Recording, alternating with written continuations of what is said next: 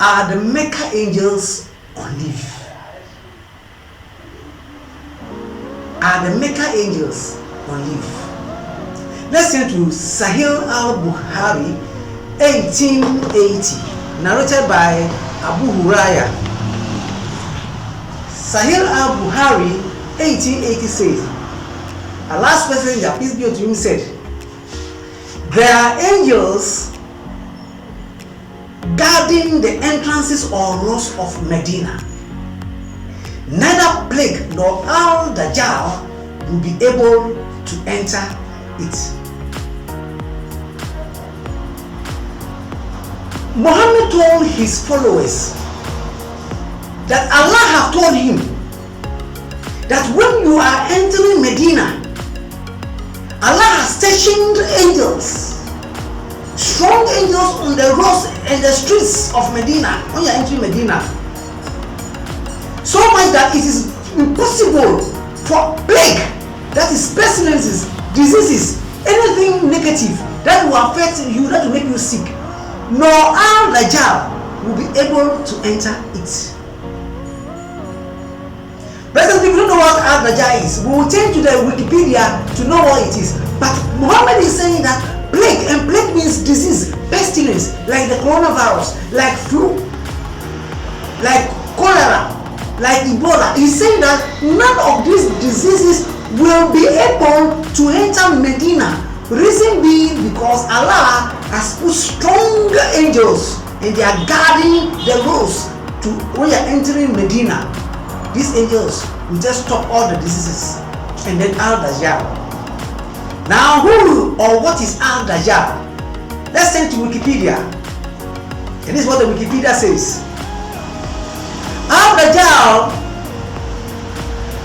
or Al-Dajjal in Arabic, is the false Messiah, the liar, the deceiver. And in Syriac is Mšiha or Daggala. And this is an evil figure in Islamic eschatology. He is said to have come from several different locations, but generally from the east. Generally from the east, usually between Syria and Iran. So the Al-Dajjal is what? A false prophet, a liar, a deceiver. It's an evil figure in the Islamic eschatology, which means that the Al-Dajjal is supposed to be a human being or a personality. So the Quran is saying, the Quran is saying that, Sahih Bukhari is saying that nothing can enter Medina because Allah has stationed angels, and no disease and not the false Messiah or the liar or the deceiver can enter. Now, where is Medina?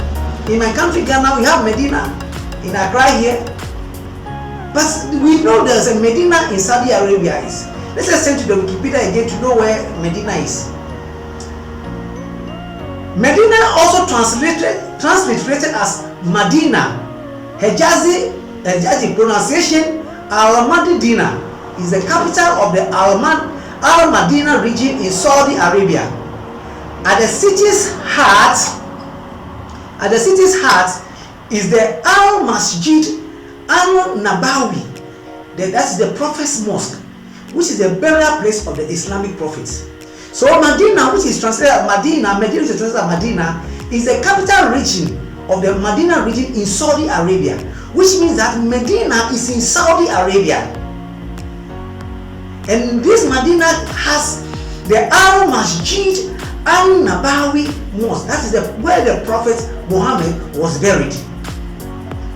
So, what's the hadith of the Islamic religion is that Allah has stationed angels, powerful angels, and these angels are guarding the place when you are entering Saudi Arabia, and that includes Mecca, that includes Medina. When you are entering Medina, that includes Saudi Arabia, that includes Mecca, and all the countries, all the Muslim countries in Saudi Arabia, including the place where Muhammad has been buried, the mosque where Muhammad was, the place where Muhammad was been buried, and is now a mosque.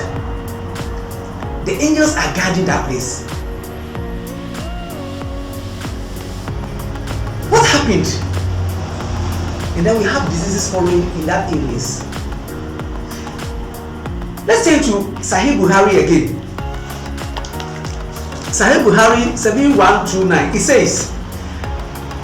says, I heard Allah's messenger in his prayer seeking refuge with Allah from the afflictions of Al-Dajjal.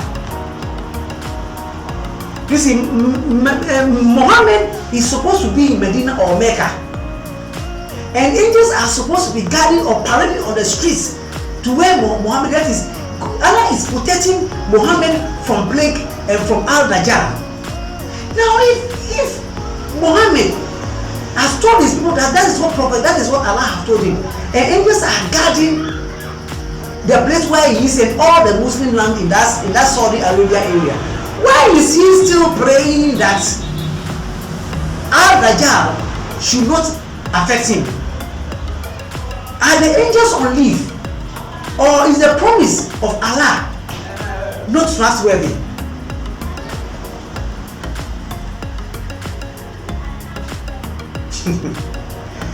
I want us to read another Sahih Muslim. This is Sahih Muslim. And I tell you that anytime you see Sahih in Arabic simply means authentic.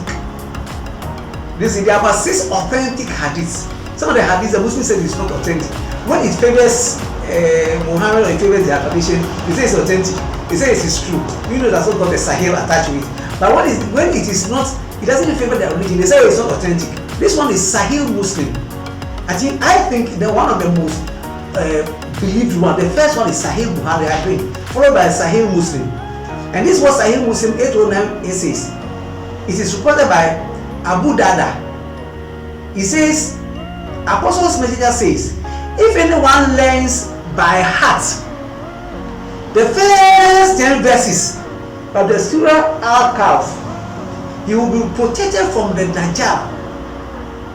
Sahih Muslim 809. The Surah Al-Kahf, I believe they are the first chapter of the Quran.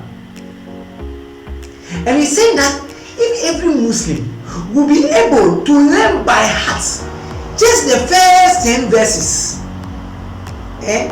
just the first 10 verses, he will be protected from the Al-Dajjal. That is the false Messiah. But it is this same verse when I was trying to prove to the Muslims that Jesus Christ is God, is Allah. I use that same verses of the Quran. But the question we should ask ourselves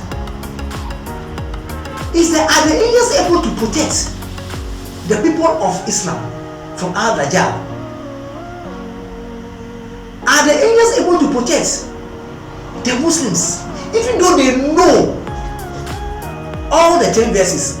I believe most serious Muslims have these 10 verses in their mind. They can just recite it. I can try say the first 7, because from there I can prove the deity of Christ. I don't know up to the verse 10. But he's saying that people who know it by heart, they will protect from the liar, the deceiver, the antichrist. Are Muslims not turning to Christ even though they know it? Do most of you know the Quranic verse by heart? Are you being protected from the Ad-Dajjal? When the coronavirus was entering Mecca, was entering Medina, did the angels protect you?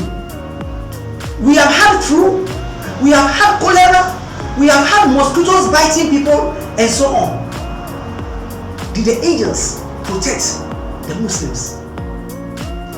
I had a friend. The friend is no longer in Ghana. He's traveled outside. This friend likes fasting. He will fast for 40 days. And they call them Body Felt Soul Felt Salvation Ministry. And this man, I remember some people had a fasting and prayer in my house. I have a very big house, my father's house. I was staying there formally, and they were meeting in the church my father built. And this man, these Christians went and slept in the man's hall. I mean, they were all bachelors, so they slept in the man's hall. One day I visited them, because I was living in the same big house, the compound. I visited them, and this friend was lecturing them about how he was telling that when you shoot him, the gun will not be able to penetrate his body because his body is filled, fire is covering his body like a bulletproof. Fire is covering his body like a bulletproof. So when you shoot him with gun, the bullets will not be able to penetrate his body. I was looking at him and I started searching. I was looking through my eye was just glancing through the hall, and I saw a mosquito shelter. I saw a mosquito spray. So I asked this friend who was bragging who he was, and so he was bragging because of the fasting, he has been fasting and so on. And they believe that when he shoot him, it will not touch him. Oh, God can protect people. But you see, this guy can protect people. But this man was not putting his belief in Jesus Christ. He was putting his belief in the fasting and prayer he's been doing and what he has been told by his leader. I asked him what he was doing with the mosquito spray at the corner of his room there. Immediately I said that his countenance changed, and he was about to tell me, leave my room. Then he remembered that the room, I gave the room to him. So he just cut his words short. When the friends who were having a retreat in our house, when they came back, they asked me, my brother, you have really helped us. Then I told them that, do you remember when they were in the church when they were praying? Before I joined them, we all joined hands, and they were saying that I was breaking their flow of prayer. Because I don't believe in just praying in tongues maybe continuously for hours without listening to God to speak back to me. So as we were all praying, we were praying for many hours, I will pause and then I will try and listen to what God is telling me. And they said I was breaking their flow of prayer. The leader came to me and told me. And so I told the leader, you see, as Christians, we are supposed to know the word of God. It is not only shabba, we are supposed to be enlightened with the word of God in prayer also. You pray and you study the word of God. The Bible says, study to show yourself approved unto God, a workman that needed not to be ashamed, rightly dividing the word of truth. 2 Timothy 3:15. That's what the Bible says. So, when I was making this, I was going through this lesson to make the video, I just remembered my friend.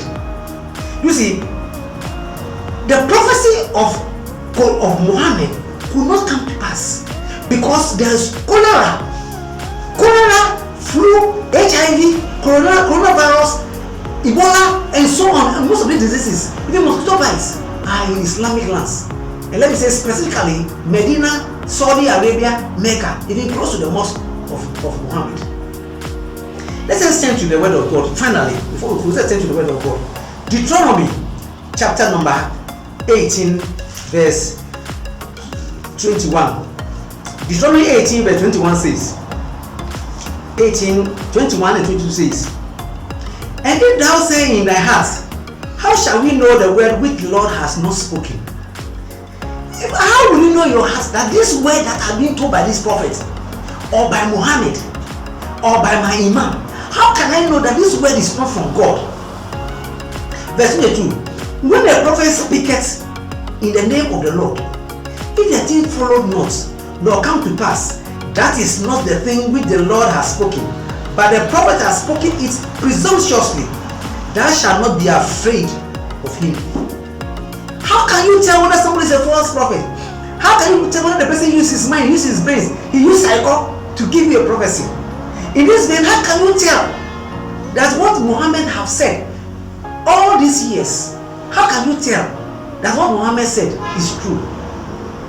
You can know it by asking yourself whether there is no quarantine. People in Saudi Arabia have not been quarantined. Ask yourself whether this year Mecca, they will be attending this year's Mecca. Why it has been suspended to this year? When a prophet speaks, it does not come to pass. The Bible is simply saying the person is a false prophet. And Muslims are not against your prophet. The Bible says you should test everything. When somebody comes and says he's a prophet, you should test him. But just like I say that he is going, and many false prophets will come. Many false prophets and teachers. Is Muhammad a false prophet? Are the angels stationed on the roads, on the streets of Medina, are they on leave? Or they've also been quarantined? May God bless you. See me in the next lesson. Listen. Amen.